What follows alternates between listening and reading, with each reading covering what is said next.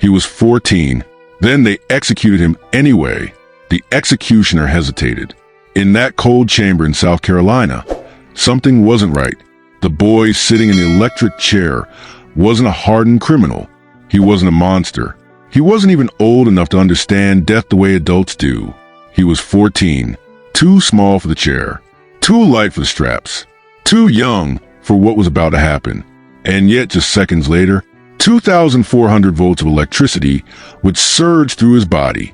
His name was George Stinney Jr., and what happened to him will become one of the most disturbing miscarriages of justice in American history. March 24th, 1944. A quiet day in the small, segregated town of Alcolu, South Carolina. On one side of the railroad tracks lived white families. On the other side, black families like the Stinneys. The divide wasn't just physical. It was absolute. That afternoon, George Stinney and his younger sister, Am, were outside their home. Just kids, talking, laughing, existing. Then two white girls approached them. Betty June Binnicker, 11. Mary Emma Thames, 8. They were looking for flowers. Simple question, simple moment. George told them he didn't know where to find them. The girls walked away. That was the last time anyone would see them alive. By nightfall, panic spread. The girls hadn't come home. Search parties formed quickly. Fear turned into urgency. Even George and his family joined the search. He mentioned casually to someone that he had seen the girls earlier. At the time, it meant nothing. But by morning, it meant everything. Because the girls were found. Their bodies lay in a shallow ditch. Bludgeoned, brutally. The kind of violence that shocks even seasoned investigators. The town needed answers. But more than that, it needed someone to blame. Within hours, suspicion turned toward George. Not because of evidence. Not because of witnesses. But because he was the last known person to see them. And in a town like Alcolu in 1944, that was enough. Police picked him up. No parents present. No lawyer. No protection. Just a 14-year-old boy in a room full of grown men. What happened next would define everything. Authorities claimed George confessed, but there was no written statement. No recording. No witnesses to verify how it was obtained. Just their word against the silence. While George sat in custody, chaos erupted outside. A white mob gathered, angry, armed, demanding justice or revenge. They wanted him dead. Immediately, the only reason George wasn't lynched that night was because police secretly moved him to another town. But that didn't mean he was safe. Not even close. Back home, the Stinney family was collapsing under pressure. Threats poured in. Violence loomed. George's father lost his job almost instantly. Then came the ultimatum. Leave or face consequences. They fled, forced out, scattered, powerless. And just like that, George stood alone. No family in court. No one to defend him. No one to protect a child from a system already deciding his fate. April 1944. Just weeks after the murders, George stood trial. If you could even call it that. The courtroom was segregated. Black citizens, including his family, were not allowed inside. The jury, all white. The defense attorney, inexperienced, unprepared, silent.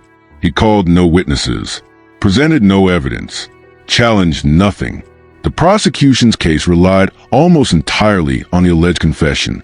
No physical evidence tied George to the crime. None. And yet, the outcome was already written. The jury left to deliberate. 10 minutes later, they returned.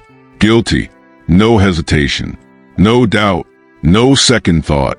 A 14-year-old boy had just been sentenced to death. 10 minutes. That's all it took to decide his life. George was taken to death row. Alone. Confused. Terrified. Think about that for a second. At 14, most kids are worrying about school, friends, games. George was counting down the days to his execution. His family couldn't even comfort him.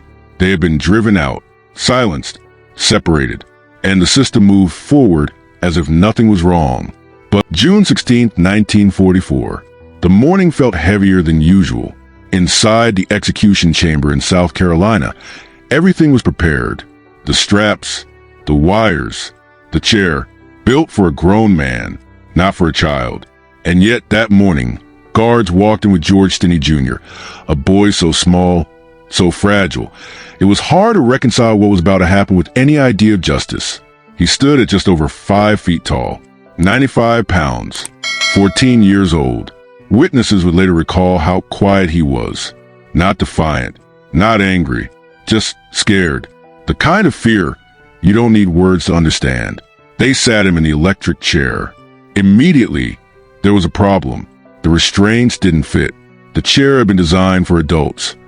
Men much larger, heavier. Guards struggled to secure him properly. The leather straps that were meant to hold him tight had to be adjusted again and again. At one point, they reportedly used a Bible to raise him up in the seat so the headpiece could reach. Think about that. A child lifted on a book of faith so he could be executed. They fastened the mask over his face. Too big. Everything about that moment felt wrong. But the system didn't stop. It never had. The witnesses shifted uneasily. Some avoided eye contact. Others stared, as if trying to convince themselves this was justice. Then came the final signal. The executioner flipped the switch. 2,400 volts surged through George's body. And almost immediately, something went wrong. The oversized mask slipped from his face, exposing him, exposing the tears streaming down his cheeks, exposing the reality no one in that room could deny anymore. This was a child. His small body convulsed violently under the current. The electricity tore through him in waves, far too powerful for someone's size. Some witnesses would later say they couldn't forget what they saw. Others refused to speak about it at all. Because once you see something like that, it doesn't leave you. Minutes later, it was over. George Stinney was pronounced dead, 14 years old, executed by the state. And just like that, the case was closed. No appeals, no second chances. No one left to fight for him, or so it seemed, because while the world moved on, his family didn't. They carried the weight of that day for decades. The memory of a brother taken, a son silenced, a child the system never truly protected. Years turned into decades. The story faded from headlines, but it never disappeared. Not for those who knew him, not for those who believed something wasn't right.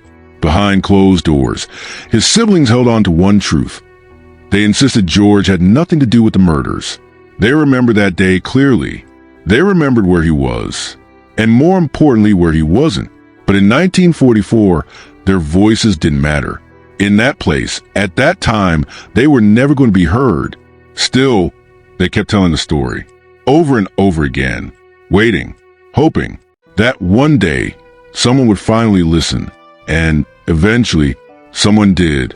Decades later, long after the execution chamber had gone silent, long after the people involved were gone, a new question began to rise.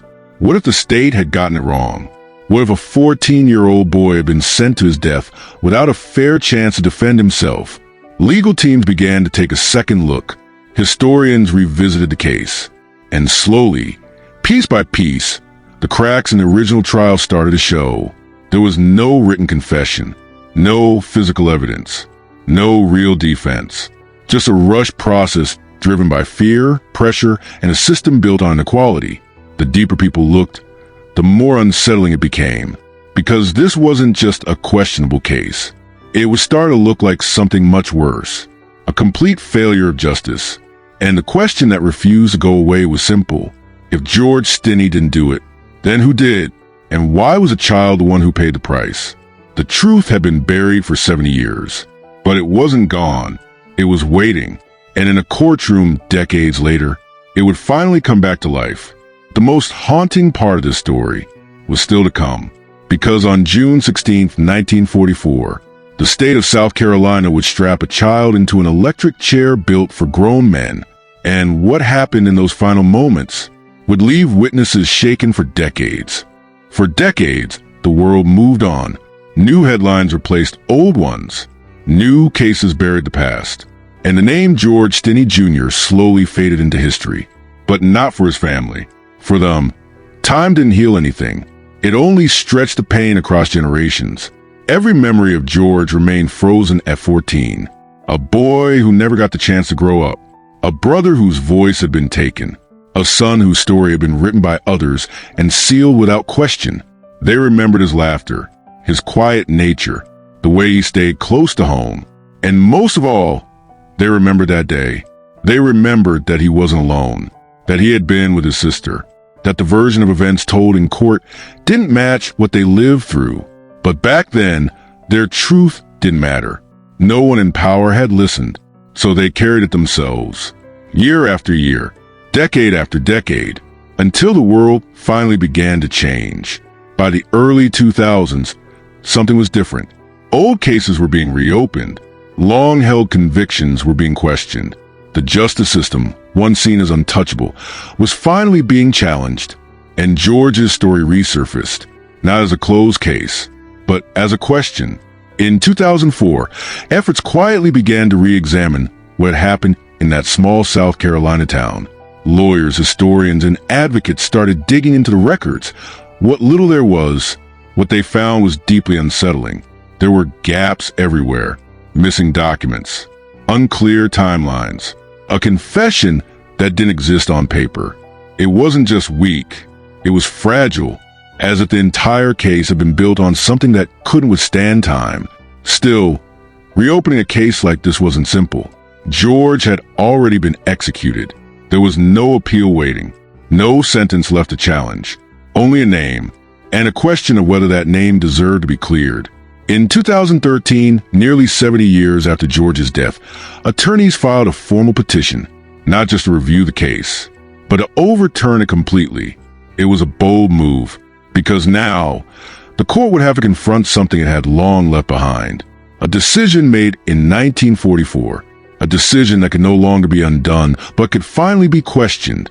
The hearing was set.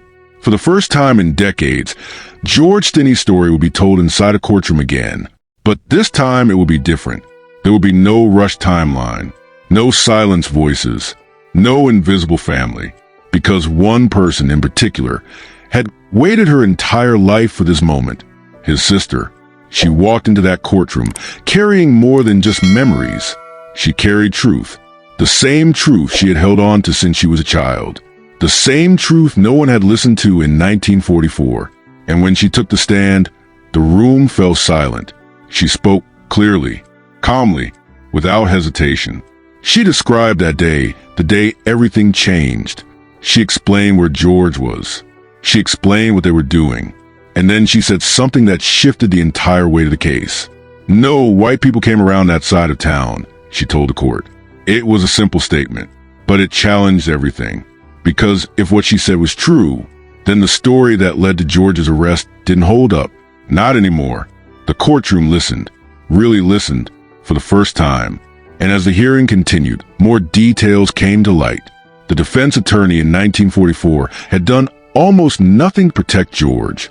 No cross-examinations that mattered. No witnesses called. No real effort to defend a child facing death. There had been no appeal filed. No delay requested. Nothing. It wasn't just a weak defense. It was the absence of one. And the more the court examined it, the clearer it became. This wasn't justice. It was failure. Systemic. Complete. Unavoidable. Every layer of the original trial began to unravel. The speed, the pressure, the lack of evidence, the all-white jury, the missing family. All of it pointed in one direction. George Stinney had never been given a fair chance. Not even close. The question now wasn't whether the trial had flaws. It was whether those flaws were so severe that the conviction itself could no longer stand. And that decision would rest in the hands of one person, Judge Carmen Mullen. She listened to everything, every testimony, every argument, every detail that had been ignored for 70 years. And when it was over, the courtroom waited, because what she was about to decide would reach back across decades, would challenge history itself, and would finally answer the question George's family had been asking their entire lives. Was he ever truly guilty? Or had the system taken the life of an innocent child? The decision was coming, and nothing would be the same after it. The courtroom was silent, not the kind of silence that feels calm, but the kind that presses on your chest. Heavy, anticipating something that can't be undone. At the center of it all sat Judge Carmen Mullen. In front of her wasn't just a case file. It was history, a story buried for 70 years. A story shaped by fear, silence, and a system that had failed a child in the worst possible way. She had listened to everything. The testimony, the gaps, the truth that had been ignored for decades. And now it was time to decide. Could a conviction that old still be overturned? Could justice come after everything was already lost? When she began to speak, every word mattered. Because this wasn't just about the past anymore. It was about whether the system could admit it had been wrong. Her ruling was clear, direct, unavoidable. The conviction of George Stinney Jr. was vacated, gone, overturned, as if the court itself had finally stepped back and said, this should never have happened. She didn't stop there. She explained why. She pointed to the failures, one after another, the lack of investigation, the absence of a real defense, the speed of the trial, the denial of due process. And then she said something that would echo far beyond that courtroom. She could think of no greater injustice than what had been done in this case. No greater injustice. Let that sink in. A child had been arrested without protection, tried without a real defense, convicted without evidence, executed without mercy. And it took 70 years for the system to finally say, we got it wrong. But here's the truth no ruling can erase. George didn't walk out of that courtroom. He didn't get his life back. He didn't get to grow up, to laugh, to become anything beyond the boy they silenced. Justice came, but it came too late. For his family, the moment was overwhelming. Some cried, some prayed, some just sat there, trying to process what it meant. Relief mixed with pain, because the world had finally listened. But only after everything had already been taken. His sister, who had carried that truth for a lifetime, finally saw acknowledged, not dismissed, not ignored, acknowledged. And in that moment, something shifted, not just for George, but for everyone who had ever wondered how many other stories like his were still hidden, still unheard, still waiting.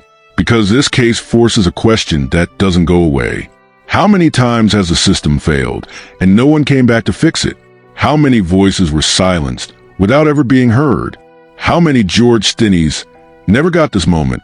This isn't just a story about the past. It's a warning, a reminder, a challenge. Because justice isn't just about punishing the guilty. It's about protecting the innocent. And when that fails, even once, the consequences are permanent. So now I'm going to ask you something, and I want you to really think about it. If a 14-year-old boy could be executed without evidence, without a fair trial, without a voice, what does that say about the system? And more importantly, what are we doing today to make sure it never happens again? If this story moved you, don't just watch and move on. Talk about it. Share it. Let people know his name, George Stinney Jr. Because stories like this only matter if we refuse to forget them. And if you want more stories that uncover the truth, challenge the system, and give a voice to those who were silenced, stay with this channel. Subscribe. Turn on your notifications. Because the next story might be one the world is still trying to hide.